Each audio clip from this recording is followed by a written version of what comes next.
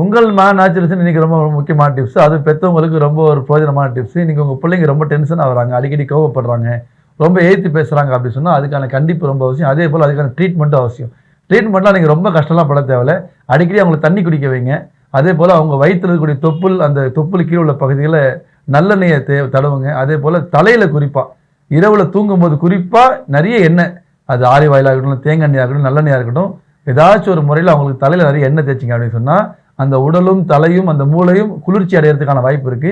எப்ப இந்த உடல் உறுப்புகள், அந்த மூளை, அந்த தலை குளிர்ச்சியாக இருக்குமோ, அப்ப அதிகமா டென்ஷன் ஏற்படாது. குழந்தைங்க எப்பவுமே இயல்பான சூழ்நிலைக்குள்ள வருவாங்க. நெறைய பழக்கம் பார்த்தீங்கன்னா, நம்ம காலையில தான் எண்ணெய் தேய்ச்சிருவோம். அதுவும் சில குழந்தைங்க எண்ணெய் தேய்க்கிறதுனாலே பிடிக்காது.